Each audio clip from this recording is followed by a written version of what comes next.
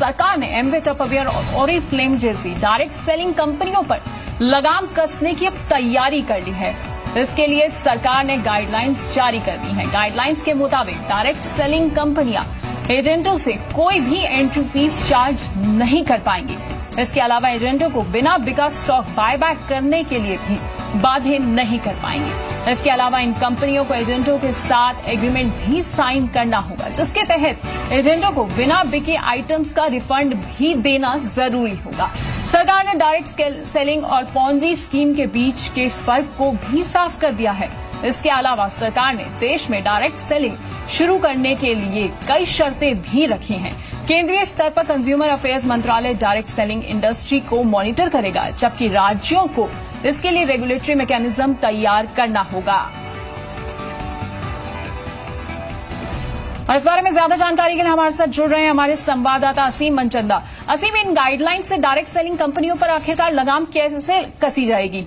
देखिए, सबसे पहले तो ये हो जाएगा कि डिफरेंशिएट करना आसान होगा कि कौन सी डायरेक्ट सेलिंग कंपनी है और कौन सी पोंजी स्कीम की जो है वो कंपनी है। क्योंकि अक्सर देखा गया कि कई कंपनी आती हैं बिना कोई माल बेचे या इस पोंजी स्कीम, पिरामिड स्कीम जो है वो तैयार करती है और बेच करके और अपना आगे जो है अपने कस्टमर बना करके एक पिरामिड स्ट्रक्चर तैयार करके पैसा लेकर के रफू चक्कर जो है वो हो जाती है। लेकिन अब ये एक नया उन्होंने गाइडलाइन जो है कंज्यूमर अफेयर मिनिस्ट्री ने जो है जारी कर दी है, जिससे कि डिफरेंशिएट करना आसान होगा। जो कंपनी है वो अपने जो एजेंट बनाएगी उससे कोई भी मोटी रकम जो है वो वसूल नहीं पाएगी और उसके साथ साथ जो माल जो उसको देगी उसको बायबैक करना जरूरी होगा। एक दोनों बायर और सेलर के बीच में जो है एक एग्रीमेंट करना जो है जरूरी होगा। जी मीडिया ने अपने दर्शकों को पहले ही बता दिया था कि ये गाइडलाइन जो है वो जल्दी जारी होने वाली है। अब गाइडलाइंस अब जारी हो गई है। अभी इससे लेकिन इसको एडवाइजरी के तौर पर जो है वो जारी किया गया है। अब ये एडवाइजरी जो है स्टेट्स के ऊपर होगा कि वो स्टेट इसको किस तरह से इम्प्लीमेंट करते हैं। ये एक मॉडल लॉ है जिसको कि प्रेजेंट किया गया है। स्टेट्स को इसको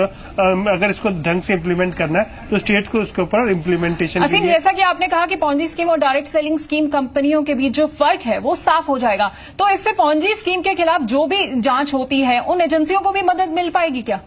देखिए, सबसे बड़ा तो इसमें यही है कि आप उसको अलग कैसे करते हैं पोंजी स्कीम जो कंपनी है या फिर जो डायरेक्ट सेलिंग कंपनी को। कि कई कंपनियां जो है जेन्युइन बिजनेस जो है वो करी, जैसे टपरवेयर हो गया, एमवे हो गया, ये अपना बिजनेस जो है डायरेक्ट सेलिंग के जरिए जो है वो करती है। लेकिन कई कंपनियां ऐसी आती है जिनके पास कोई प्रोडक्ट नहीं होता है, वो सिर्फ पिरामिड स्कीम बनाते हैं। जैसे कि स्पीक एशिया का एक एग्जाम्पल जो है हमने आपको देखा कि जिस तरह की स्पीक एशिया लोगों के पैसे लेकर के रफू चक्कर हो गई। तो उस तरह की कंपनियों को अलग कर पाना इस नई गाइडलाइन से जरूर होगा। कंपनी को रजिस्ट्रेशन जो है वो भी करवाना होगा स्टेट के अंदर। तो ये गाइडलाइंस से ये आसानी हो जाएगी। जो कंपनियां इस फील्ड में जो कारोबार करना चाहती हैं, जो डायरेक्ट सेलिंग करना चाहती हैं, वो आसानी से अपना कारोबार जो है जारी रख पाएंगे। जी बिल्कुल। तो अब पॉन्जी स्कीम और डायरेक्ट सेलिंग कंपनियों के बीच जो फर्क है वो करना आसान हो जाएगा। फिलहाल आगे बढ़ते हैं।